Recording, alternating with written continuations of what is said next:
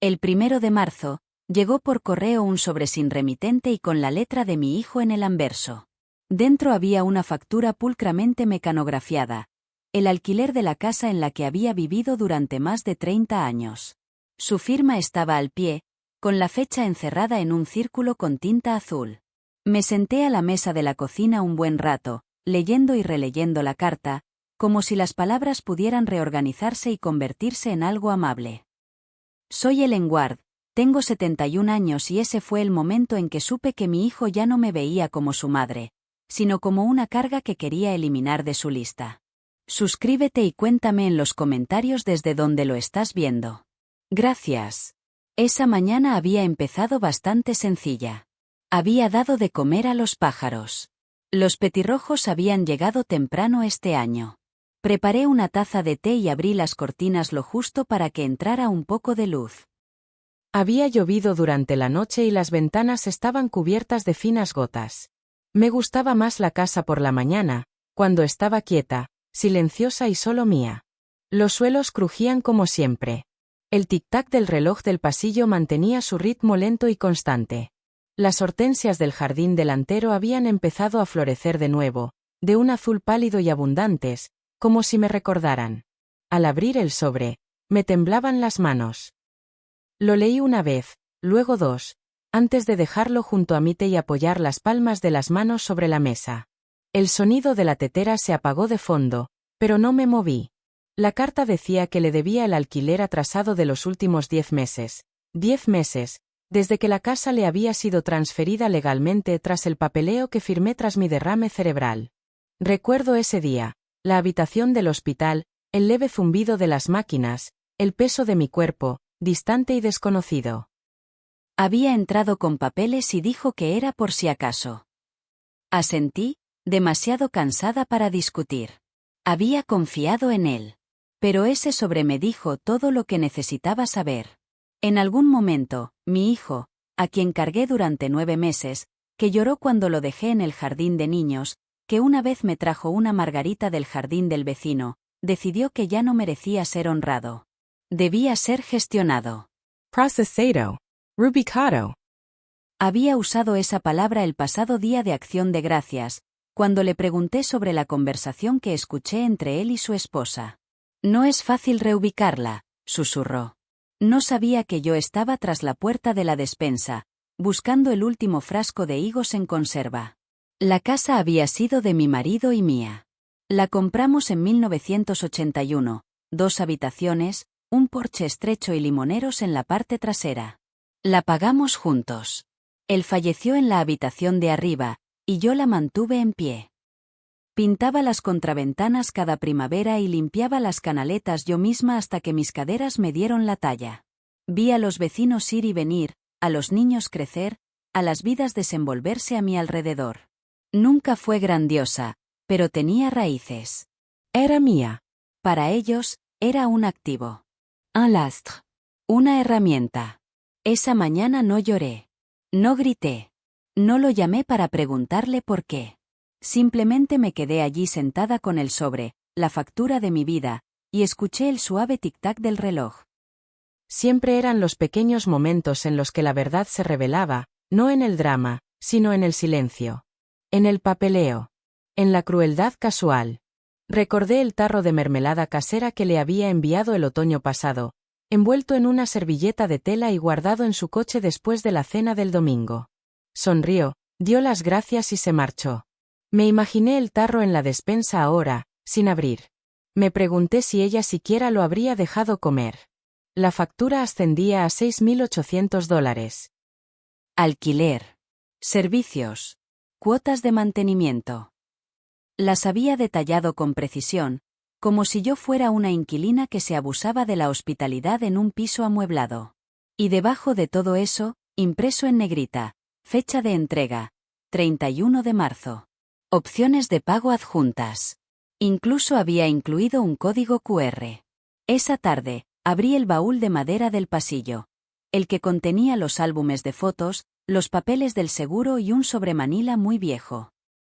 Dentro había una copia de la escritura de transferencia que me hizo firmar después del derrame cerebral. La miré un buen rato. Luego llamé al abogado del que mi amiga Millie me había hablado en susurros, el que ayudó a su prima a resolver un lío con la hipoteca de su hijo. No se lo dije a nadie. And I am Millie. Ni a la vecina que todavía me traía pomelo de su árbol. Ni siquiera a la señora de la iglesia que llamaba todos los martes. Simplemente doblé la carta, la alisé y la guardé en un cajón junto a las bolsitas de té. Esa noche dormí en el sofá, no por obligación, sino porque quería escuchar la respiración de la casa.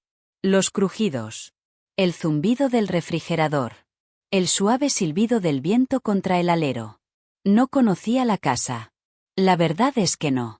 Ni el cajón oculto bajo la escalera. Ni la forma en que la puerta principal se atasca en verano. Ni el rincón del salón donde el suelo se hunde un poco, lo suficiente como para notarlo si has vivido aquí suficiente tiempo. Sabía de papeleo. De cuentas bancarias. De cálculos. Pero él no me conocía. Me quedé mirando el techo un buen rato antes de cerrar los ojos, sintiendo la silenciosa presión de la casa a mi alrededor. No estaba listo para luchar. No estaba listo para enfurecerme. Pero algo dentro de mí cambió. Se había trazado una línea, no por mí, sino por el niño que una vez crié. Y ahora, aprendería a vivir al otro lado. Al principio no esperaba agradecimientos. La verdad es que no. No me criaron así. Uno simplemente hacía lo que tenía que hacer, y si eso le costaba sueño, paz o años de vida, bueno, eso era entre usted y Dios. Pero si llevaba la cuenta, con la discreción que hacen las madres. Ni con un bolígrafo. Ni siquiera mentalmente. Era más como un peso en el pecho, que se movía cada vez que olvidaban cuánto les había dado. Tenía 23 años cuando me casé con George. Era serio y franco, no le gustaban las flores ni la poesía, pero su mirada se suavizaba al mirarme, y construyó la mesa de nuestra cocina con sus propias manos. Esa mesa nos acompañó durante más de 40 años. Guardábamos pasteles de cumpleaños, formularios de impuestos, facturas urgentes y todos los proyectos de ciencias que nuestro hijo traía a casa.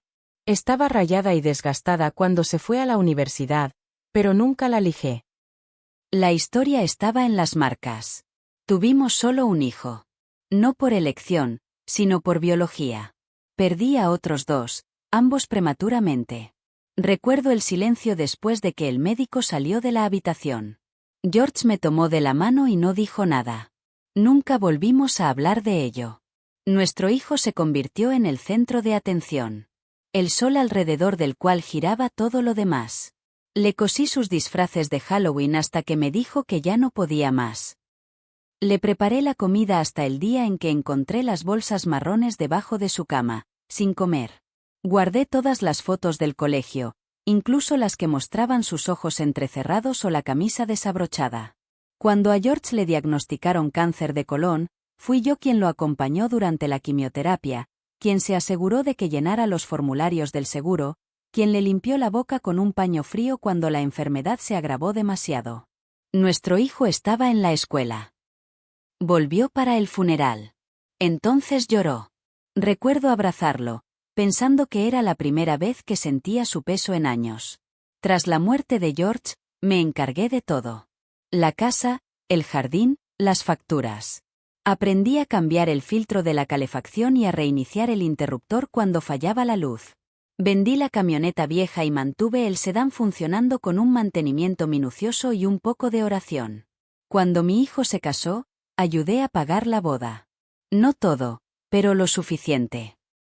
El vestido que llevaba su esposa costó más de lo que George y yo gastamos amueblando nuestra primera casa. Me ofrecí discretamente. Nadie me lo pidió. Era lo que hacen las madres, pensé. Cuidé a su perro cuando se fueron de luna de miel. Regué sus plantas. Incluso limpié su refrigerador. Ese era el tipo de ayuda que les brindaba, de la que nadie nota hasta que deja de ocurrir. Una Navidad, les di un cheque por $5,000. Había vendido algunas antigüedades que sabía que nunca necesitaría. Les dije que era para su futuro. Para el enganche. Como garantía. Mi hijo dijo, eso ayuda, y su esposa me besó en la mejilla. Pero nunca más se volvió a mencionar el dinero. No sé si fue para una casa, ¿Para unas vacaciones o para pagar las tarjetas de crédito? No pregunté. Recordé sus cumpleaños.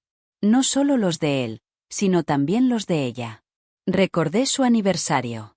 Le envié tarjetas muy afectuosas.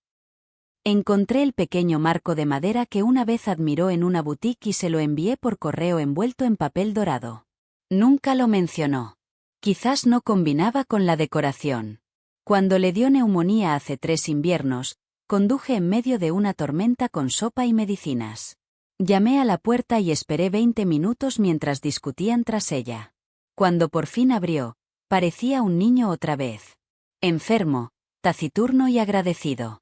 Le dejé la bolsa y no entré. Ella dijo que no tenían visitas. Nunca me quejé cuando se saltaban las vacaciones. Nunca armé un escándalo cuando cambiaban los planes a última hora. Me adapté. Aprendí a preparar un plato de comida en lugar de 3. Encendí una vela en mi propia mesa y bendecí la mesa sin compañía. Me mordí la lengua 1000 veces. Cuando me regañó por doblar mal la ropa. Cuando dijo que estaba demasiado sensible después de llorar viendo una película vieja. Cuando me corrigieron delante de otros. Cuando pusieron los ojos en blanco. Cuando omitieron mi nombre en la tarjeta de Navidad. Hay cosas que hacemos por la familia que nunca se ven. Levantarse temprano para asegurarnos de que alguien tenga calcetines limpios. Mantener la nevera llena con el jugo perfecto. Esperar despierto hasta que la puerta del garaje se cierre con un ruido sordo. Escuchar una historia que ya has oído 6 veces, solo por ser amable. Dianos. No en actos dramáticos, sino en el sacrificio silencioso de estar presente una y otra vez, incluso cuando dolía. Incluso cuando la puerta se cerraba demasiado rápido. Incluso cuando mis llamadas se enviaban al buzón de voz y luego me devolvían con una excusa apresurada. Hay una foto de mi hijo en mi cómoda. Tiene 7 años, sonríe de oreja a oreja, le falta un diente y tiene chocolate en la mejilla. Le quito el polvo al marco todos los viernes. Es la única foto suya que he conservado desde que todo cambió. No me atrevo a cambiarla por una más reciente. Ese niño me conocía. Ese niño me quería sin estrategia ni distancia. La gente me pregunta qué es la maternidad. No tengo una respuesta clara. Para mí, fue paciencia. Resistencia. Acomodar el dolor en los momentos difíciles del día y recordar preguntar si durmieron bien. Fue dejar de lado mi propio cansancio porque alguien me necesitaba despierta, alerta, cariñosa. Ahora pienso en todo lo que di, no con amargura, sino con una especie de reverencia dolorosa. El corazón humano es capaz de amar tanto, y no siempre es correspondido. A veces, simplemente lo toman. Pero incluso ahora, no me arrepiento de lo que hice. Me arrepiento de lo que nunca vieron. No sucedió de golpe. No hubo un solo momento en el que pudiera decir, sí, aquí es donde se rompió. Fue más lento que eso, una especie de desgaste, como el agua sobre la piedra. Dolores silenciosos, uno tras otro, hasta que la forma de mi vida cambió y ni siquiera noté la erosión. Supongo que empezó cuando dejaron de llamar solo para hablar. Las llamadas se volvieron logísticas. Preguntas sobre documentos. Recordatorios de citas. Un tono cortante. Una despedida apresurada. La última vez que llamó para preguntarme cómo estaba solo porque le importaba, no lo recuerdo. Solo recuerdo la sensación de dejar el teléfono y mirar la pared, mientras el silencio en la casa se cernía sobre mí. Dejé de invitarme a sus cenas. Al principio, había razones. El trabajo se había retrasado. Estaban cansados. Su madre venía a la ciudad y la mesa ya estaba llena. Pero incluso esas excusas se acabaron. Simplemente, no había invitaciones. Me enteré de las fiestas de cumpleaños por fotos en redes sociales en las que no aparecía etiquetado. Vi los globos. El pastel. A mi propio nieto con una corona de papel. Mi ausencia pasó desapercibida. Cuando pregunté, con cuidado, si podía ayudar en algún momento, me dijeron que ya lo habían arreglado todo. Esa palabra se me quedó grabada como salsa fría. No me necesitaban. Era un peso de más. Una vez me ofrecí a cuidarlo, y me miró como si hubiera sugerido algo escandaloso. Dijo que tenían un sistema. Dijo que era más fácil no mezclar rutinas. Asentí. Pero recordé cómo solía sostener a ese niño durante horas cuando tenía cólicos, dando vueltas por mi sala mientras lloraba y yo le susurraba nanas. Recordé cómo sus dedos se enroscaban en los míos. Esa cercanía desaparece rápidamente cuando alguien decide que ya no sirve. Había otras cosas. Zoodles. Recortes de papel. Una vez, les di una colcha que había cosido durante un largo invierno. Azules, cremas y estrellitas bordadas a mano. La envolví con cuidado y la dejé en su porche. Pasaron las semanas. Ni una palabra. Cuando por fin pregunté si la habían recibido, me dijo que sí, que la habían donado a un refugio porque no era de su estilo. Le agradecí por permitirle ayudar a alguien. Eso es lo que haces cuando has aprendido a minimizar tu dolor. Lo guardas, sonríes y lo guardas en el bolsillo para no incomodar a los demás. Me operaron de la rodilla izquierda hace 3 años. Fue ambulatoria, pero me dolió. Organicé el transporte yo misma. Le pagué a un vecino para que me llevara. Después, me senté en mi propio porche, mareada y dolorida, comiendo sopa recalentada porque no había pensado en hacer la compra. Nunca llamaron. Cuando lo mencioné más tarde, con suavidad, mi hijo dijo, no pensé que necesitaras ayuda. No la pediste. Esa era la regla con la que jugaban. Había que preguntar. La necesidad debía declararse y documentarse. El dolor sutil no contaba. Cuando se me rompió el calentador de agua, le pagué a un fontanero $300 que en realidad no tenía. Cuando el hijo de mi vecino tuvo gripe, le dejé ginger ale y galletas en la puerta. Cuando mi propio nieto tuvo fiebre, ni siquiera me lo dijeron. Me enteré después, durante un comentario casual, de esos que se dirigen a otra persona. Hubo fiestas que pasé en silencio. Temporadas enteras en las que mi teléfono no sonó. Decoré el árbol yo sola, tarareando villancicos en voz baja. Preparé un plato pequeño de relleno, solo para mí, y dejé una silla vacía por costumbre. Hay tradiciones que uno conserva para sí mismo, incluso cuando ya no tienen sentido. Cuando llegó mi cumpleaños el año pasado, recibí un mensaje de texto. 4 palabras: feliz cumpleaños. Te amo. Lo leí mientras esperaba a que se preparara el té. Lo miré fijamente hasta que la pantalla se atenuó. Ninguna llamada. Ninguna visita.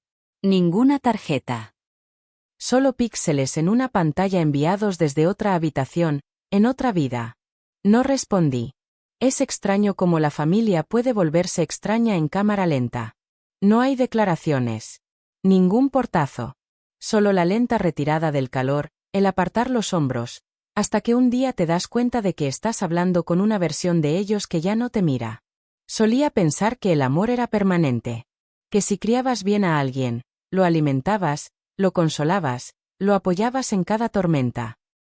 Ese amor volvería. Quizás no de inmediato. Pero con el tiempo. Pero ahora creo que el amor, cuando no es correspondido, empieza a destejerse. No de golpe. Ni siquiera de forma perceptible. Solo un hilo por aquí. Una puntada saltada por allá. Hasta que la tela con la que envolviste tu vida se deshace, y nadie más la ve, excepto tú. Aún así, nunca grité. Nunca armé un escándalo. En cambio, me contaba historias. Que estaban ocupados. Que tenían buenas intenciones. Que no era personal. Construí toda una narrativa a partir de su silencio, solo para darme una razón para seguir contestando el teléfono cuando sonaba. Pero las heridas se acumulaban. 100 silenciosas. Quizás más. Una vez oí decir que el dolor emocional no deja moretones, y quizá por eso la gente finge no verlo. No había vendas que poner. En esquiolas que firmar. Solo yo, regando plantas, quitando el polvo de los estantes y fingiendo que era suficiente. Algunas noches, me quedaba despierta pensando en cómo mi hijo se metía en la cama conmigo durante las tormentas. Se apretaba contra mí, cálido y tembloroso, susurrando que tenía miedo. Lo abrazaba, le acariciaba la espalda y le decía que estaba a salvo. Que yo estaba allí. Me pregunto si lo recuerda. Si aún le queda un atisbo de ello. O si ese chico ya no está, reemplazado por un hombre que le envía facturas a su madre y lo llama responsabilidad. Pero esta es la verdad que he llegado a comprender. Incluso cuando la gente deja de verte, sigue siendo real. Incluso cuando olvidan tu cumpleaños, tu cuerpo sigue respirando. Incluso cuando el amor no regresa, sigues lleno del amor que diste. Y quizás eso sea suficiente para empezar de nuevo. La fila no era ruidosa. No llegó con gritos, ni con gente furiosa, ni con cinta policial en la puerta. Llegó un martes. Un día gris y monótono, de esos con nubes bajas y el aire oliendo a pavimento mojado. Llegó en forma de sobremanila. No lo abrí enseguida. Estaba en el porche, tomando un café tibio, viendo a los niños del barrio bajar la colina en patineta. Vi el sobre metido en el buzón, pesado y grueso, con mi nombre completo escrito en negrita. Sabía que no era una tarjeta de cumpleaños. Era una carta de la oficina del tasador del condado. Dentro había un aviso formal de reasignación de propiedad. Una escritura reescrita. Indicaba que mi hijo era el único propietario de la casa. Mi nombre ya no figuraba. Mis manos no temblaban, no como con la factura. Ya no temblaba. Hay una quietud que se instala después de haber perdido suficiente, una especie de silencio donde la incredulidad ya no tiene cabida. Volví a sentarme en el columpio del porche, sostuve la carta en mi regazo y miré hacia el jardín. El limonero apenas empezaba a florecer. Siempre había florecido temprano, ese árbol. Nunca esperaba a la primavera para ser oficial. Recordé haber firmado papeles después del derrame cerebral. Todavía llevaba la bata de hospital. Tenía la vista borrosa de un lado. Le pregunté para qué era, y me dijo que era para emergencias. Para mi protección. Esa palabra me atrapó entonces, protección, como si fuera porcelana frágil para envolver y guardar. Pero él no me había protegido. Se había posicionado. En algún lugar de la letra pequeña que no pude leer, estaba escrito que me expulsaba de mi propia casa. Llamé al número que figuraba al pie del aviso. Una mujer con voz entrecortada me dijo que el cambio se había formalizado hacía 3 meses. Que se había presentado una declaración de transferencia con el sello del notario. Legal. Vinculante. Procesada. Le pregunté con suavidad si mi hijo había necesitado mi presencia para finalizarlo. Dijo que no. Con solo haber firmado un poder notarial duradero, y lo hice, me habría bastado. Me preguntó si quería que me enviara el documento por correo electrónico. Dije que no. Ya sabía lo que decía. Me quedé allí sentado un buen rato después de la llamada. El viento movió un poco el columpio y el sol se escabulló entre las nubes. No fue un momento dramático. Pero fue definitivo. Sentí el cambio. Una puerta cerrándose en lo más profundo de mi vida. Esa noche no cociné. Comí galletas saladas y una loncha de queso cheddar, y tomé té de yen. Jibber. Me senté en la silenciosa sala y contemplé las paredes que George había pintado con sus propias manos. Toqué el marco de la ventana que una vez reparó con un cuchillo de mantequilla y pegamento porque no podíamos permitirnos madera nueva. Cada rincón de la casa guardaba las huellas de la vida que habíamos construido juntos. Y ahora ya no era mía. Recordé un invierno cuando nuestro hijo tenía 12 años. El techo empezó a gotear y George se quedó sin trabajo. No podíamos permitirnos un contratista, así que lo arreglamos nosotros mismos. Mi hijo subió por la escalera junto a su padre, sujetando las tejas, intentando no resbalar. Sonrió radiante cuando aguantó la primera nevada. Recuerdo lo orgulloso que estaba, agarrando el martillo como si significara algo. Ese chico nunca hubiera hecho eso. Pero algo había cambiado con el tiempo. Se había convertido en un hombre que tomaba decisiones con manos frías. No creo que fuera odio. Sería más fácil nombrarlo. Era algo más vacío. Conveniencia. Una silenciosa creencia de que no lucharía, de que no me daría cuenta, o que, si lo hacía, lo soportaría como había soportado todo lo demás. Encontré la carpeta de documentos legales que guardaba en el baúl del pasillo. Los documentos del fideicomiso. El testamento que George y yo habíamos redactado en 2006, con nuestras firmas en tinta azul al pie. Releí la sección que nombraba a nuestro hijo como único heredero, sujeto a su bondad y a su cuidado. Esa cláusula me pareció innecesaria en aquel momento. Una frase simbólica. Pero al releerla, la vi tal como era. Una advertencia que creíamos que nunca sería necesaria. Al día siguiente, tomé la carpeta y la carta y pedí cita con la abogada de la que Millie me había hablado en susurros. Se llamaba Cynthia. Su oficina olía a pulimento de limón y a alfombra vieja. No sonrió cuando le entregué el sobre. Simplemente asintió lentamente y leyó todo con discreta diligencia. Me hizo preguntas. Suaves. Me preguntó qué quería. Le dije la verdad. No quería venganza. No quería arruinarle la vida. Solo quería recuperar mi dignidad. Mi lugar. Mi nombre en lo que había sido mío. Ella dijo que podríamos empezar por ahí. No fue rápido. No fue fácil. Pero en el transcurso de 3 meses, con llamadas, documentos y las palabras adecuadas en el momento oportuno, deshicimos lo que se había llevado en silencio. Hubo un momento, hacia el final, en que Cynthia levantó la vista de su escritorio y dijo: «Esta no es la primera vez que veo a una madre desaparecer del papel». Eso se me quedó grabado. Una madre desapareciendo en el papel. Borrada no con malicia, sino con tinta. Habían cruzado la línea. No solo con el hecho, sino con la creencia de que no me daría cuenta. Que no me importaría. Que era demasiado viejo, demasiado cansado, demasiado confiado para hablar. Pero me di cuenta. Y me importó. No les dije lo que hacía.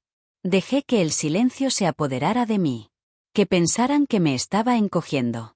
Pero bajo la superficie, me estaba recuperando. Recordando quién había sido antes de que decidieran que era desechable. Y cuando llegó por correo la nueva escritura, con mi nombre restaurado y el de ellos eliminado, pasé mis dedos sobre el sello levantado y sentí algo que no había sentido en años. No es victoria. Pero vuelve. Después de que se presentaron los documentos y mi nombre volvió a aparecer en la escritura, no lo anuncié. No lo llamé. No le envié una copia. Simplemente dejé que el silencio se instalara. Hay muchos tipos de silencio. El que duele. El que castiga. Y el que protege. El mío era del tercer tipo. Un límite, no un arma. Una cortina corrida, no cerrada de golpe.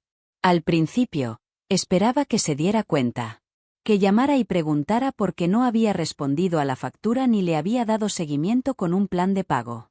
Pensé que tal vez pasaría a verme, solo para comprobarlo. Pero pasaron los días y no recibía nada. Ninguna llamada. Ninguna visita. Nada. Dejé de tomar la iniciativa. Se acabaron las tarjetas de cumpleaños. Se acabaron los mensajes para saber cómo dormía el bebé o si necesitaban comida. Dejé de recordarles mi existencia. Y ellos no parecieron notar el cambio. Ese fue un dolor propio. Darme cuenta de lo fácil que era desaparecer de la vida de alguien. Sin repercusiones. Sin reacción. Simplemente desaparecer. Pasé esos días en silencio. Reorganicé los cajones de la cocina. Encontré corchos de vino viejos, menús de comida para llevar de sitios que habían cerrado hacía tiempo, un calcetín que creía perdido desde hacía años. Doné lo que no necesitaba. Tiré lo que ya no pertenecía. Por las noches, escuchaba música. Billie Holiday, So Bright to Do. El sonido de su voz llenaba las habitaciones como un recuerdo. Suave. Desgastada. Llena de algo no expresado. Me senté con mi té, miré la pared y no me apresuré a llenar el espacio. No me sentía solo. Eso me sorprendió. Lo que era, se vació. Pero no de forma desesperada. Más bien como un cajón vaciado de trastos, de repente espacioso. Limpio. Empecé a escribir cosas. No para nadie más. Solo para mí. Unas frases cada mañana. Lo que recordaba. Lo que echaba de menos. Lo que notaba. Un alféizar agritado. Un sueño con mi marido. Un petirrojo con el ala torcida que no dejaba de aterrizar cerca del jardín. Abrí una cuenta de ahorros. Discretament. Solo a mi nombre. Trasladé el poco dinero que me quedaba de la cuenta compartida a la que tenía acceso mi hijo. No era mucho, pero era mío. Dejé de abrir la puerta los domingos. Esa era la vieja rutina, ir sin avisar los domingos. Casi siempre por obligación. 15 minutos, una sonrisa amable, una conversación un poco pesada sobre el tiempo. Pero últimamente incluso eso había dejado de sonar. Así que cuando sonó el timbre aquel primer domingo de mayo, simplemente lo dejé sonar. Dejó de sonar después de 2 intentos. Quienquiera que fuera no dejó ninguna nota. Encontré una vieja máquina de coser al fondo del armario del recibidor. George la guardaba allí, decía que le recordaba a su madre. Le quité el polvo, le engrasé las piezas y empecé a coser de nuevo. Casitas. Una bolsita para bolsitas de té. Un juego de servilletas de tela. Había una extraña paz en el ritmo de la aguja, en el sonido de la tela al engancharse y estirarse. Una mañana, pasé frente a un espejo y me vi reflejada. Me veía diferente. No más joven, no exactamente. Pero más, despierta. Mi mirada más clara. Mis hombros más rectos. Hacía años que no me miraba sin prepararme. No le conté a nadie lo que hacía. Nada de declaraciones. Nada de publicaciones. Nada de pistas. Solo una salida silenciosa del sistema que me había usado y lo había llamado amor. Volví a leer libros de la biblioteca. Fui sola al mercado de agricultores y me tomé mi tiempo recogiendo duraznos. Aprendí a escalfar un huevo correctamente. Compré un limonero pequeño para el porche trasero, no por nostalgia, sino porque quería algo nuevo que cultivar. Empecé a dormir mejor. No porque algo se hubiera curado mágicamente, sino porque había dejado de esperar a que alguien más lo arreglara. El silencio me dio eso. Encontré una carta vieja que mi esposo me había escrito una vez. No era larga. Solo una nota que había metido en mi lonchera cuando trabajaba en la ferretería. Decía: sé que llevas mucho. No hace falta que lo digas en voz alta para que lo vea. Apreté el papel contra mi pecho y dejé que mi respiración se ralentizara. Ese era el tipo de amor que recordaba. El que no necesita explicaciones. El que no envía facturas. Mi abogada me llamó para confirmar los documentos finales. Su voz era nítida, pero hizo una pausa al final. Dijo: ya está. Ahora estás protegido. Protegido. Esa palabra otra vez. Pero esta vez, lo creí. No porque la ley hubiera obrado algo mágico, sino porque yo lo había hecho. Había trazado el límite. Había regresado. No hubo confrontación. No hubo discurso final. Solo la ausencia de más permisos. No le debía una escena. No necesitaba explicarle por qué me había quedado callado. El silencio era la explicación. Me había pedido que viviera bajo sus reglas en una casa que él reclamaba como suya. Me había reescrito en papel, había doblado mi vida en una hoja de cálculo y esperaba que le agradeciera por la estructura. Y yo, por un tiempo, intenté hacer las paces con eso. Hasta que no lo hice. A veces, irse no significa simplemente marcharse. A veces es simplemente no contestar el teléfono. A veces es redirigir el correo.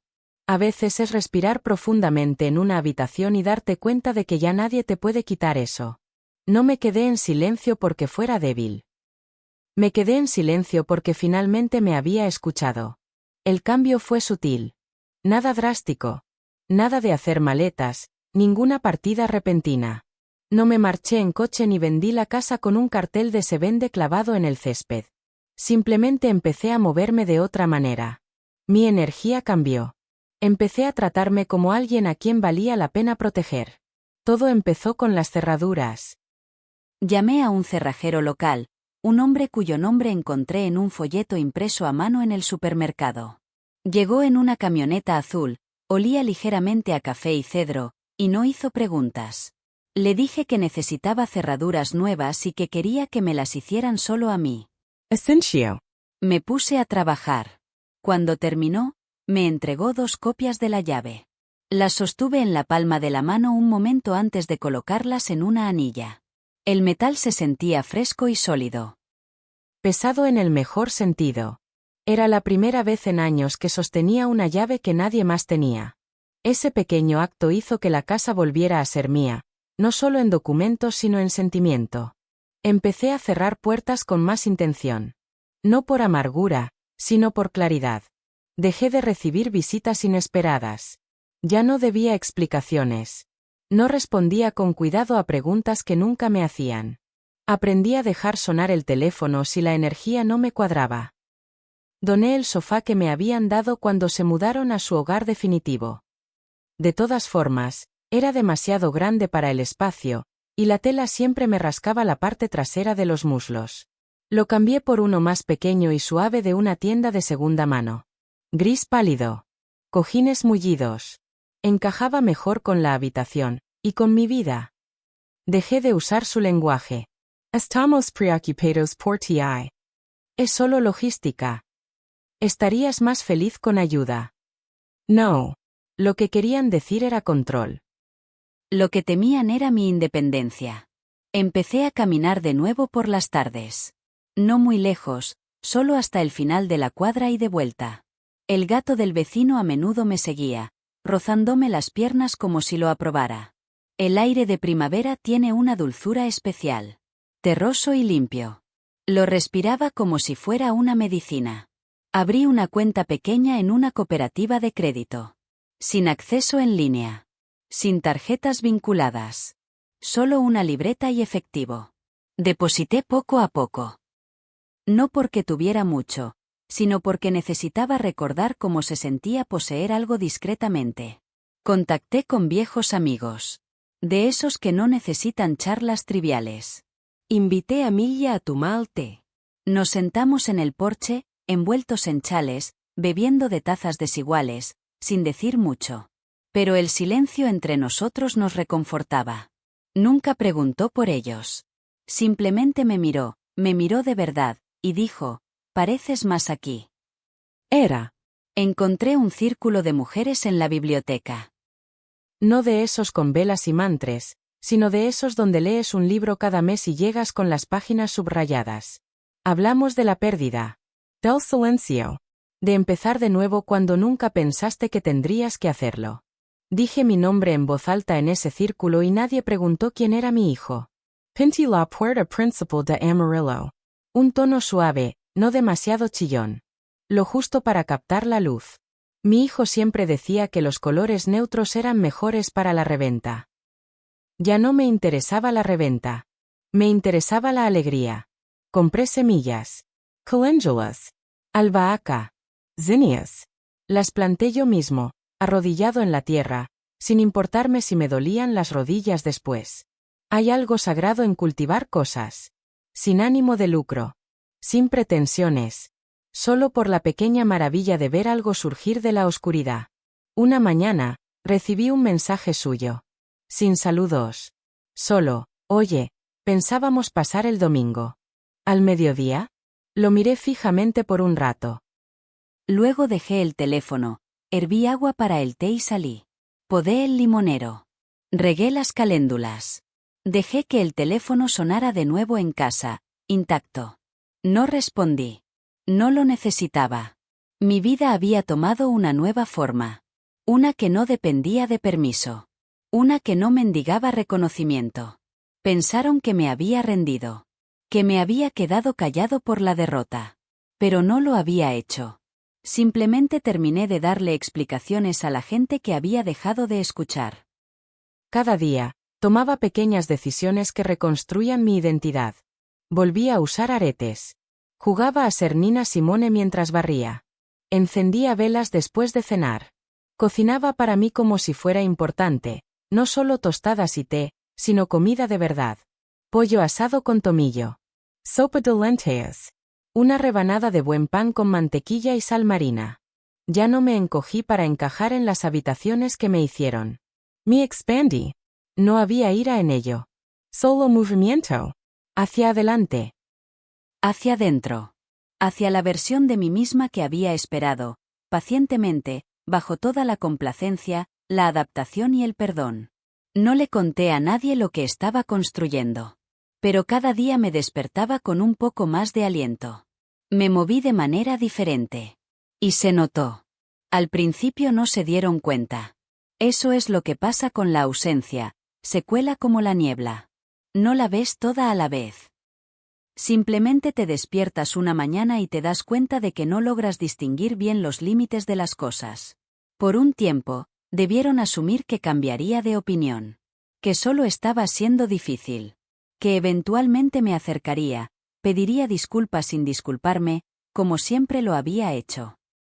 Que cubriría el silencio con una tanda de magdalenas, una oferta para cuidar niños o una alegre tarjeta navideña firmada con cariño que se esperaba que siguiera ofreciendo, sin importar lo poco que recibiera a cambio. Pero no lo hice. Y cuando el silencio no terminó, empezaron a sentirlo. Un vecino me dijo que habían pasado por la casa. Que redujo la velocidad al final de la cuadra y bajó la ventanilla. No salió. Solo se quedó mirando la puerta amarilla, las flores nuevas y el porche que había barrido. El vecino saludó. No le devolvió el saludo. Me imagino que la primera vez que realmente me impactó fue cuando tuvieron que preparar su propio relleno de acción de gracias. El que yo hacía todos los años, con salvia, pan de masa madre tostado y un toque de manzana. Una vez me dijo que el mío era demasiado rústico. Pero aún así se comió 3 porciones. Ese año, no le envié nada. No había lata de galletas de azúcar para los profesores. Ni mantel pulcramente planchado para la cena. Ni una notita manuscrita deslizada en el buzón con sellos navideños y una ramita de romero. Mis tradiciones se quedaron en silencio. Y poco a poco la pérdida empezó a hacerse notar. Llamó una vez. Lo dejé sonar. Luego me envió un mensaje, breve, educado y vago. Solo para pasar a ver cómo estoy. Espero que todo esté bien. Sin disculpas. Sin reconocimiento. Solo una línea lanzada a la oscuridad, con la esperanza de que yo la tocara. No lo hice. Ya no me quedaba rabia. Pero tampoco había espacio. Luego llamaron a la abogada. Había dejado su número en los registros del condado después de actualizar la escritura. Me dijo que tenía preguntas. Me dijo que las respondió con prudencia, concisamente y sin emoción. Dijo, parecían sorprendidos. Como si por fin se hubieran dado cuenta de que no estabas fanfarroneando. No lo era. Se habían acostumbrado a que yo fuera el plan B. El que cubría los huecos. El que aparecía a última hora. El que mantenía todo en marcha. Yo era la red. La solución silenciosa. ¿Y cuándo me detuve? Los agujeros empezaron a verse. Su esposa tuvo que empezar a gestionar las citas que yo solía anotar en mi agenda. Clases de baile. Visitas al dentista.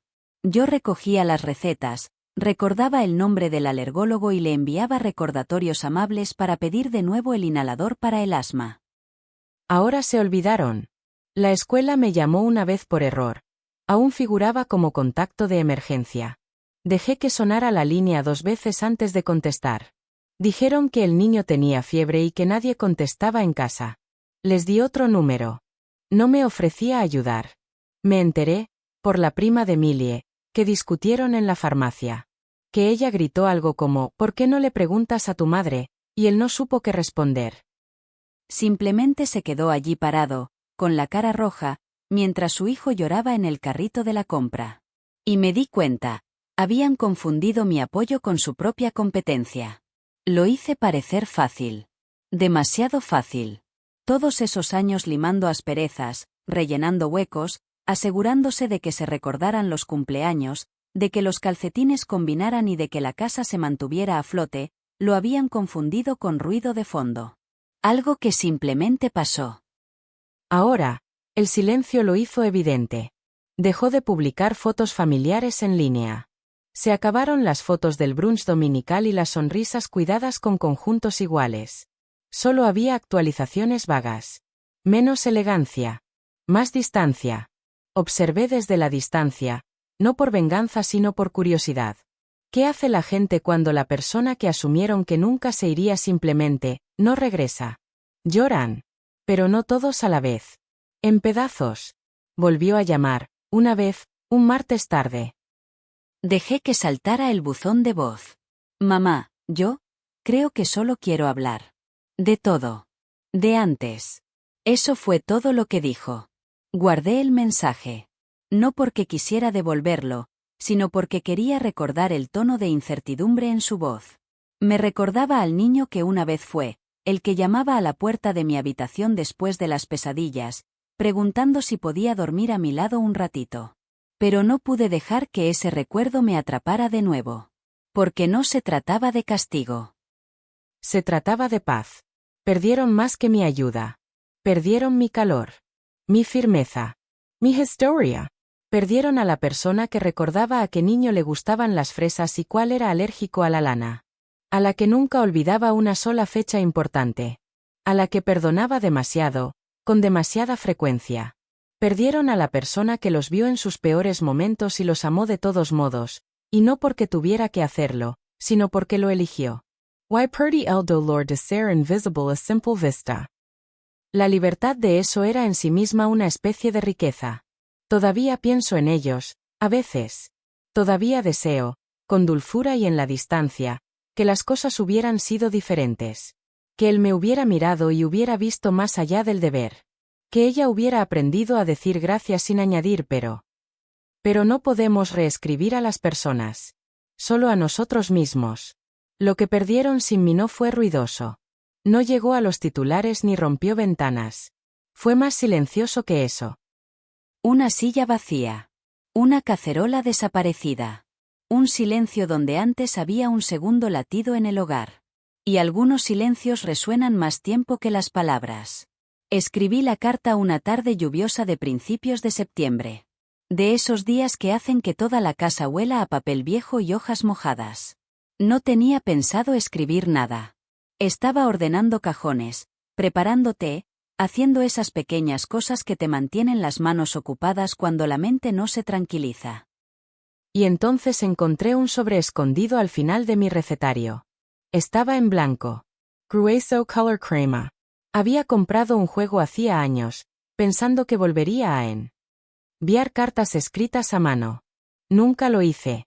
Pero ese día saqué uno, me senté a la mesa de la cocina y comencé a escribir. No iba dirigido a mi hijo. Ni a ella. No era una lista de quejas ni un ajuste de cuentas. Era una carta a la versión de mí que había permanecido en silencio durante demasiado tiempo. Querida Ellen, yo escribí. No es la que ahora tiene la escritura. La que estaba en el pasillo del hospital, con un portapapeles en la mano, intentando sonreír con un lado de la cara mientras su cuerpo aún recordaba cómo temblar. Quiero hablar contigo. El bolígrafo se movía despacio, pero las palabras salían con facilidad. No estaba enojado. Simplemente era cierto. Creíste que firmar esos papeles era lo más amoroso. Creíste que decir que sí mantendría la paz. Que si eras lo suficientemente comprensivo, lo suficientemente servicial y lo suficientemente útil, recordarían amarte. Pero el amor no funciona así. El amor verdadero no necesita pruebas. No lleva la cuenta. Me detuve, escuchando el rugido de la tetera detrás de mí. La lluvia golpeaba las ventanas, suave como un segundo. La habitación se sentía llena, aunque estaba sola. Continué. Quiero que sepas, no es tu culpa. No fallaste. Diste más de lo que nadie debería dar sin recompensa. Cuidaste hasta el cansancio. Perdonaste lo que ni siquiera se nombraba. Seguiste presente. Pero ser el que siempre absorbe el dolor tiene un precio. Perdiste pequeñas partes de ti mismo, una decepción tácita a la vez. Dejaste de pedir lo que necesitabas. Creíste la mentira de que pedir era egoísta. Levanté la vista entonces y vi la fotografía de George en la repisa de la chimenea. Su sonrisa era torcida, siempre lo había sido. Una comisura de su boca se elevaba más que la otra, como si nunca se hubiera entregado del todo a la alegría, pero la hubiera conservado de todos modos. Recordé algo que dijo una vez, estacionados en nuestro pequeño patio trasero mientras colgábamos la ropa. No puedes cargar con todo, Ellen. Hay que dejar algo. Creo que lo había olvidado. Seguí escribiendo. Merecías más. No por ser perfecto, sino por estar presente. Porque te entregaste a los demás sin medida. Y cuando dejaron de verte, eso no reflejó tu valor. Reflejó su ceguera. Doblé el papel lentamente, presionando los pliegues con el pulgar. La carta no era larga. Apenas una página. Pero me sentí más ligero después de escribirla, como si por fin hubiera dicho algo que llevaba años guardando en el pecho. No lo envié por correo. Tampoco lo quemé. Lo guardé en el fondo del cajón con las tarjetas de recetas, entre la tarta de limón y el pastel de pollo, 2 platos que solía preparar cuando el amor aún estaba en la mesa. No era para el mundo. Era para la parte de mí que lloraba en la lavandería cuando nadie recordaba su cumpleaños. Esa noche, encendí una vela y apagué las luces. Solo se oía el suave resplandor de la llama contra el cristal. Pugh's Musical Lenta, Instrumental. De esas que dejan que el silencio respire entre las notas. Me senté allí y sentí mi propia presencia. Había pasado décadas siendo útil, siendo servicial, siendo la persona que se anticipaba a las necesidades de los demás.